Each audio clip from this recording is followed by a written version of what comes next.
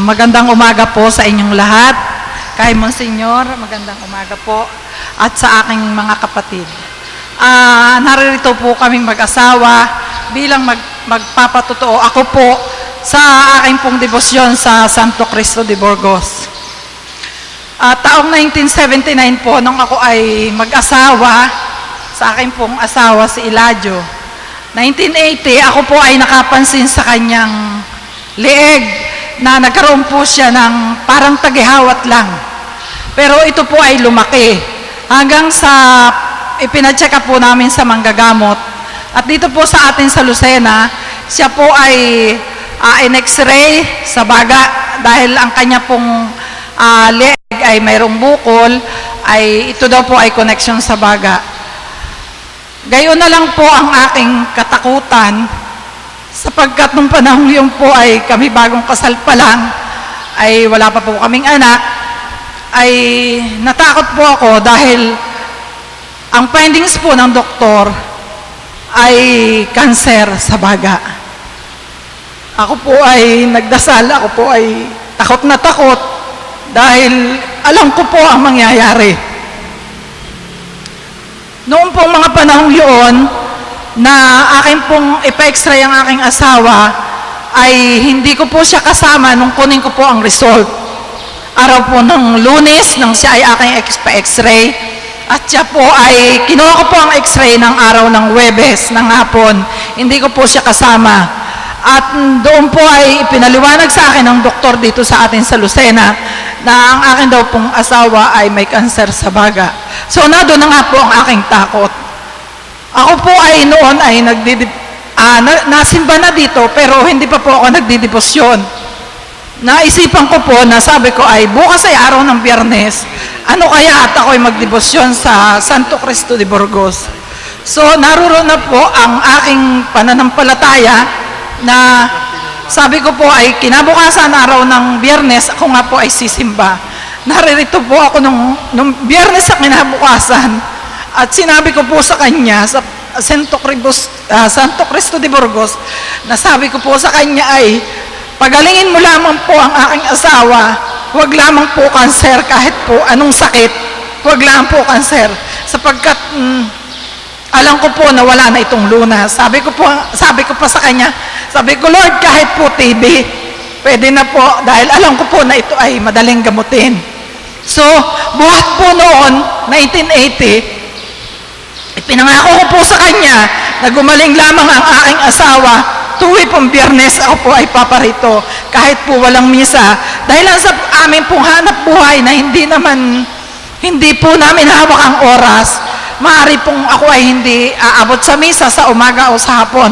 So may pagkakataon po ng mga panahong iyon na ako po ay hindi umabot ng misa. Basta bukas po ang simbahan, ako po ay napunta sa kanya doon sa unahan at sinasabi ko po sa kanya. So, nangyari po yun, dinala po namin sa Maynila ang result. Nagpa-second opinion kami sa Lung Center. At sa madalit sabi po, habang daan ay ako po ay nagdadasal sa kanya na sana po ay ipagkaloob mo sa akin ang aking hinihiling na gumaling ang aking asawa.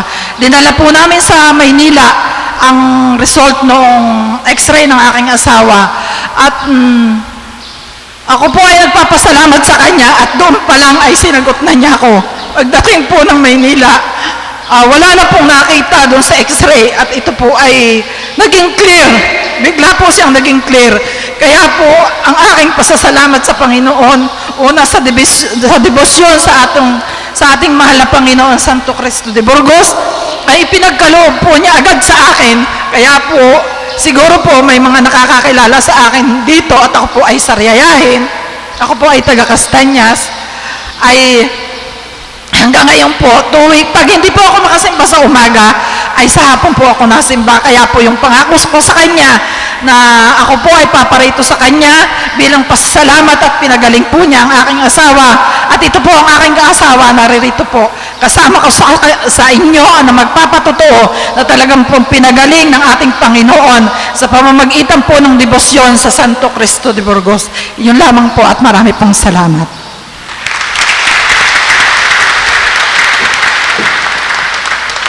iwanan mo na ako. Magandang umaga po sa inyo lahat, mga minamahal na kapatid. Sa ating pong ginagalang at minamahal na kura na kababayan ko sa Timonan, lalo tigit po ay sa ating Panginoong Hesus. Tunay nga pong napakadakila ng Diyos, sapagkat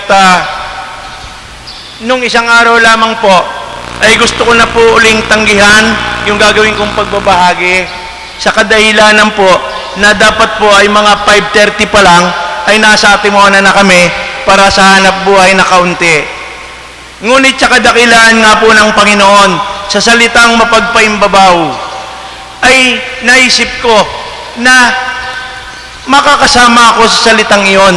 Kaya ako po ay nandirito ngayon sa inyong harapan upang magpatotoo sa mga nangyari sa aming mag-asawa.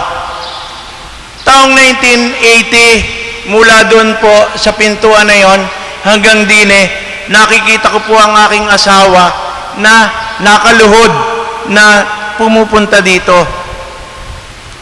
Nandun po yung time team na pananalangin. Alam ko pong yung dahilan nun ay ako sa kagalingan ng aking karamdaman. Hindi lamang po nung taong iyon, marami pa pong taon ang lumipas hanggang taong 2003, mga kilalang doktor ang nagtingin sa akin. Muli nakita na naman yung bukol sa baga ko at sinabing, may cancer ka. Sa akin po mismo sinabi ang salitang iyon. Ngunit sa dahilan nga po ng ating Panginoon ay nandun po yung faith, nandun na po yung aking pananampalataya sa Kanya na hindi ko na pinapansin ang mga sinasabing ito. Kaya magpahanggang ngayon po 2005, nandito ako at patuloy na naglilingkod sa ating Panginoon, sapagkat alam ko po na yun lamang yung tanging magagawa ko na makaganti sa Kanya kahit kasingot man lamang. Maraming pinasukan na samahan ng simbahan upang makatulong sa pagpapalawak ng Kanyang kaharian. Kaya magpahanggang ngayon po, sa kabila ng mga nadaramang karamdaman na nasa amin pa, ang aking pong asawa, stage 3, breast cancer. Hanggang ngayon po, nandito kami, pinatotohanan ng kadakilaan ng Diyos, pinagaling na po niya kaming pareho. Kaya po kami ay nagpupurit, nagpapasalamat sa Kanya, sa kadakilaan ng Kanyang pag-ibig na sa amin ay ipinadarama. Marahil nga po ay sinasabi ng mga doktor na iyon, ay totoo yung mga nangyari sa amin. Cancer yung aming sakit na mag-asawa.